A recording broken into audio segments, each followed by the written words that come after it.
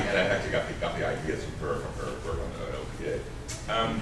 So I argue here that if one considers the entire political landscape in the United States in the last half century, then American trade unions have moved or been moved to the left margin of mainstream politics. They have moved there more as a result of the shifting political and economic landscape than any conscious insurgency on the part of organized labor. They have been reluctant radicals. And this is important because, willy-nilly, trade unions have been historically, part of the bedrock foundations of liberalism, of the Democratic Party, etc. And now they are kind of evaporating, even though they're becoming more radical. In politics and social science, the industrial relations system once exemplified and bulwarked pluralist stability and Cold War liberalism. But its decimation and marginalization during the last few decades have forced even some of the most center-right organizations, such as the Teamsters, to adopt postures once occupied by unionists of the late Popular Front era. Meanwhile, and ironically, a slice of what we used to know as the new social movements spawned by the New Left, through social acceptance or political moderation, have shifted to the center.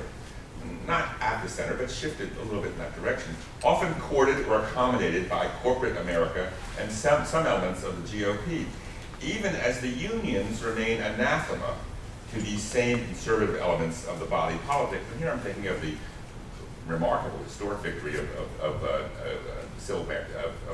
marriage equality and gay rights in the current moment, at the same time that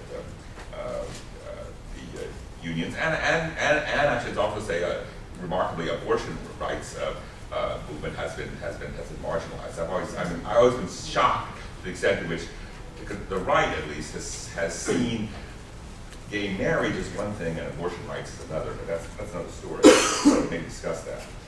There are, of course, exceptions to the generalization outlined below. That is the movement to the left of the unions, and we are seeing that at play in New York City, as we speak, with the police unions. In general, in fact, labor's capacity to play the role of an insular conservative interest group stands in proportion to its organizational strength. Thus, in a few cities and fewer states, the unions function as if this were still 1965. But the headlines out of New York and Chicago should not blind us to the larger reality.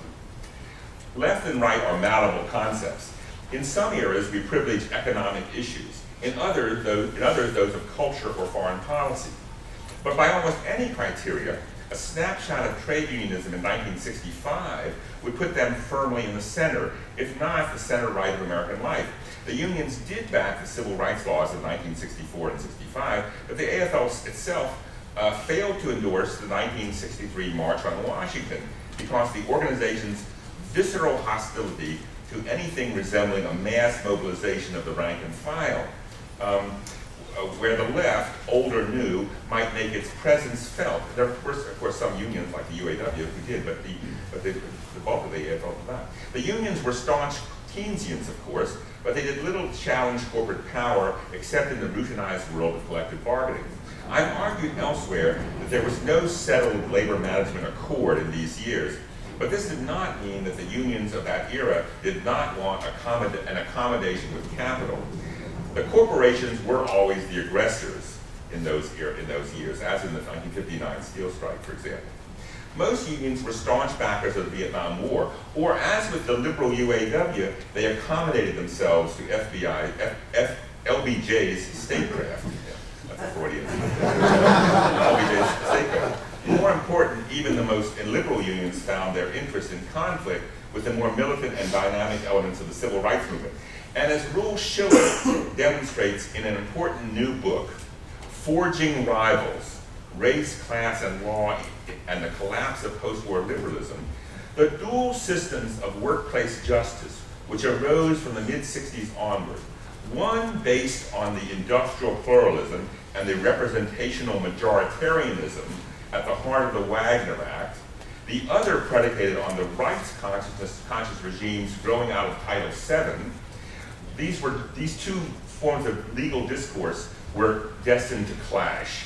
And in this conflict, the unions, with but few exceptions, turned into de facto opponents of a deeper level of racial justice on the job, a trajectory reinforced by the cultural and social proclivities of the white male blue-collar workers who still composed a plurality of the rank and file and a large majority of all officials. I just urge you to get this book because it puts, yes, there's this cultural conflict we're all familiar with, and Cowie discusses it and many others, but he shows the legal material base of this, which is rooted in this almost inevitable conflict. Nor were the intellectual and academic spear carriers for the labor movement critics of the status quo. The Industrial Relations Research Association, then a hugely potent scholarly group, out of which came not a few university presidents and cabinet officers, was just about the only academic organization in the early 1970s with no radical caucus. Not surprisingly, the American left proved a critic, at first gently prodding, but by the early 70s overtly hostile. Tom Hayden and other drafters of the Port Huron Statement sadly chided labor for a failure to fulfill its promise. Today, labor remains the most liberal mainstream institution, said the Port Huron Statement, but often its liberalism represents vestigial commitments, self-interestedness, unradicalism. In some measure, labor has succumbed to institutionalization, its social idealism waning under the tendencies of bureaucracy, materialism, business ethics. Indeed, the rank and file themselves have been lulled to comfort by the accessibility of luxury and the opportunity of long-term contracts. Here we get an echo of both C. Wright Mills' renunciation of the labor metaphysics, as well as the complacency of liberals like Clark Kerr and John Kenneth Galbraith, who saw the labor question as increasingly irrelevant because the unions themselves have become so functional to the system of bureaucratic industrialism that they thought characteristic of post-war America. And here I just cite the great book by Howard Brick a few years ago, in which he makes the argument that the liberals were able to displace the question of capital and the labor question because they thought, well, we have bureaucracy, we have industrialism, that's not the same thing as capitalism, and that will kind of self-correct itself in a fashion. Indeed, again from the Port Huron Statement, the concept of participatory democracy, for which that statement became well known, stood in rhetorical counterposition to industrial democracy, which in previous decades seemed such a radical and democratic vision. During the Great War and well into the 1930s, the effort to give workers a role in the democratization of American industry had unquestionably radical, if not socialist flavor. But that radicalism seemed to quickly drain away once this aspiration devolved into a system of collective bargaining facilitated by the Wagner Act and practiced by the big unions and giant corporations of the post-war decades. SDS endorsed Daniel Bell's classic essay, The Subversion of Collective Bargaining, first published in Commentary in early 1960. Bell saw the Great Steel Strike of 1959. This was the biggest strike in American history, and it is now being revisited by a generation of grad students. He saw that as a sham, largely useful to the corporations as a mechanism whereby the steel industry could administer a higher price schedule. And this echoes some things that Ben was saying. He wrote Bell, usually considered the firmest opponent of the New Left, and then they reciprocated the dislike. But here they agreed. This desiccated language of collective bargaining is a trap, he wrote. It was no longer an instrument of economic and social justice. And then the Port Huron Statement mirrors much of that. So the radicals of the early 60s and afterwards saw themselves as rebels against the entire Wagner-era system of collective bargaining. Grievance procedures were legalistic displacements of raw shop floor conflict. Collective bargaining ratified the power of unresponsive elites, both corporate and unions. Industry-wide bargaining, a bête noire of corporate conservatives, as Kim Phillips Fine has shown, was also seen by the left as an iron cage that limited local autonomy and insurgent activism.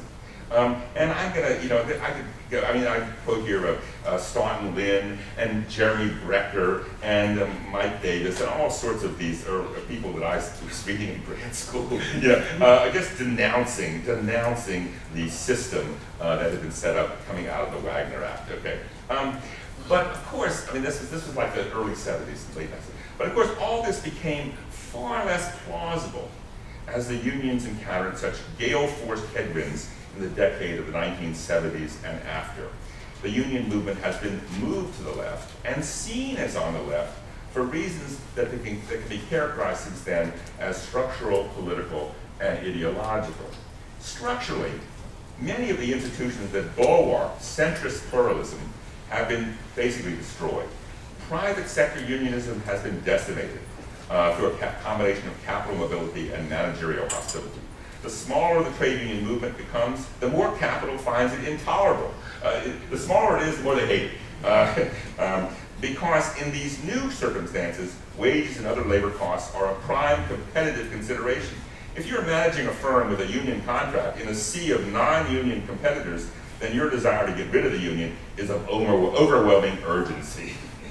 Industry-wide collective bargaining no longer exists except in the most exceptional circumstances. Legally, organizing in a traditional sense is virtually impossible. Hence, union leadership has lost the kind of legitimacy that once bulwarked their pluralist liberalism. In 1953, Walter Reuther asserted, "First, we must organize them. That's the easy part. Then we must unionize them. That's the hard part," meaning make them ideologically unions. Today, of course, the tasks are reversed, which means that the persuasive talents of the left are more desperately needed than ever before, because union organizing requires, above all else, an ideological mobilization of the workforce and the community. This evisceration of collective bargaining in both the private as well as the public sector shifts labor towards politics and the politics of popular mobilization. Wagner-era collective bargaining was designed specifically to be a depoliticized institution. That's a point that Chris Tomlins made in his very first book. Insulated from both the judiciary and partisan politics. That, of course, is never the case. So unions have always been active politically, but so long as a semblance of the yearly bargaining system still functioned, they did not have to stake quite so much upon the ebb and flow of politics. But today, with the structures of bargaining having a minimal payoff, it has a minimal payoff. So such bargaining has no capacity to set standards for other workers, as it once did in the early post-war era. Nor can collective bargaining generate dividends for even the most self-interested or conservative groups of workers. Public sector austerity and deunionization in the private sector means that trade unions are almost always on the defensive when it comes to such firm or city-centered bargaining. Thus, unions have to be political. Political in a functional sense, not in a, forget what they say, rhetorically. They have to be political in a functional sense. And while this can generate a kind of cynical wheeling and dealing in some places, it also makes even the most conservative unions seek allies and partners, from Occupy to the Dreamer movement. The Our Walmart campaign and the Fight for 15 are indicative of the degree to which the unions realize that they have to function as a social movement, not in some rhetorical sense, but as a social formation. Victory in the Fight for 15 campaign, for example, will not be measured in new members or new contracts. I mean, the same way victory for a feminist group, the feminist group didn't get bigger. Well, maybe now did for a while, but basically, it will not be measured in those terms, but by new laws governing the workplace. This moves labor onto the battlefield long occupied by civil rights and gay rights advocates, as well as feminists and environmentalists. And all those insurgencies sociologists once denominated as the new social movements. And I think conservatives really understand this. They understand it. Conservatives really understand, are smart. And this functional politicization characteristic of the contemporary union movement, which is why their assault on the public and private sector unionism has been so unremitting. To take but one small example, a trade union at Volkswagen in Chattanooga, Tennessee, would have had but a marginal impact on in-plant industrial relations, virtually none. But even a small industrial union in that sea of that right to work state, there would have had a large impact on regional politics, especially if similar unions spread to the low-wage parts of the Mid-South auto industry. The impact would have been in the capacity of the unions to mobilize politically, not in wages going up or what have you. The UAW actually renounced the idea that it would really change the conditions of the shop floor. Moreover, the conservative agenda and that of virtually all private sector business leaves labor with no partners who might draw it into accommodation with the center. All the old institutions of industrial pluralism, which the labor left once thought the essence of accommodation and ensnarement, are under attack by the right. These include the same legalistic grievance procedure, dues checkoff, the union or agency shop, exclusive jurisdiction, industry-wide bargaining, and the National Labor Relations Board itself.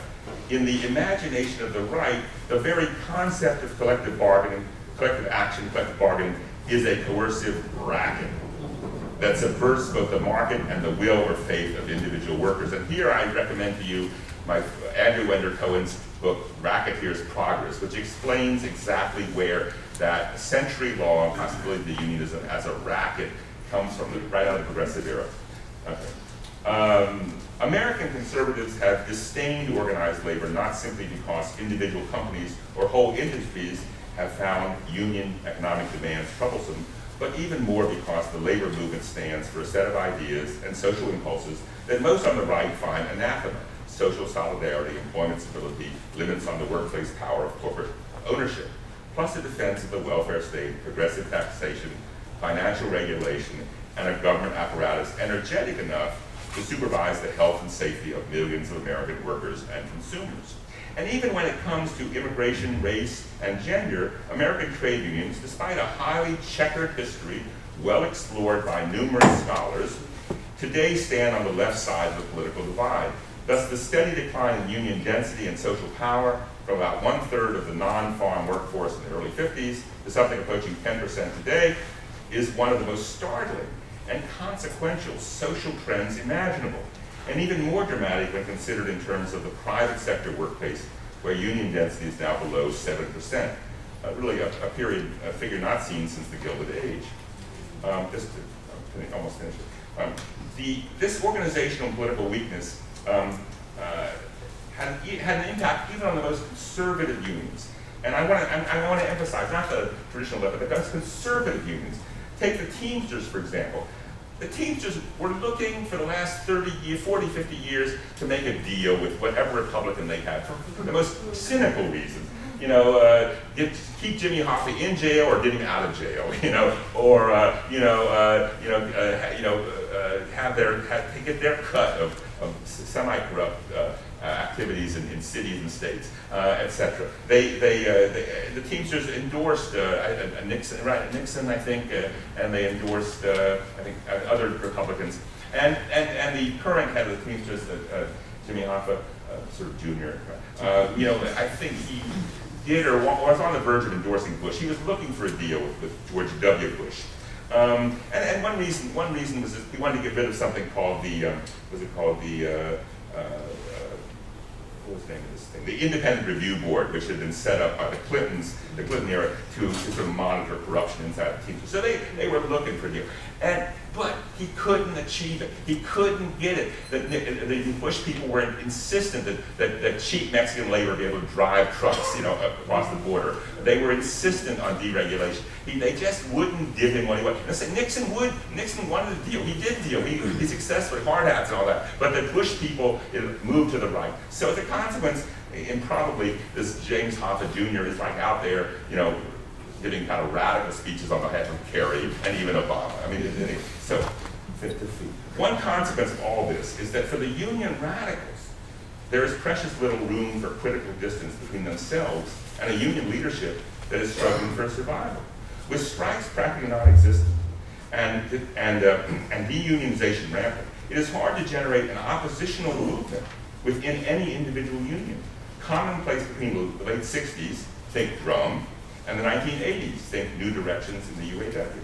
Likewise, as leading trade unions adopt a program of the left, immigration reform, defense of gay rights, etc., coalition building, the space for the kind of criticism once put forward by the drafters of Port Huron Statement, where writers like Mike Davis and Jerry Brecker, has shrunk. Indeed, a defense of the Wagner Act, industrial pluralism, is now the clear program of a group that I've been associated with for 40 years, Labor Notes, which started off attacking it and now is the strongest defender of it. One might chalk this up to left-wing frecklessness, That is something, a stance that critics like Steve Early and a few others make. But I rather think it represents both a movement to the left on the part of official labor and a realistic appreciation of what is to be done by all that remains of the more self-conscious labor left during this bleak season. So, if labor has moved to the left, but there is no left in labor, and by extension that means American liberalism doesn't have a left. And here we see this dilemma of Hillary versus, Warren to some extent. And I think, I've said to other places, can you have a liberalism without labor? That's a kind of world historic experiment, which I'm not anxious to have, but we're having it right now in the United States. Thank you.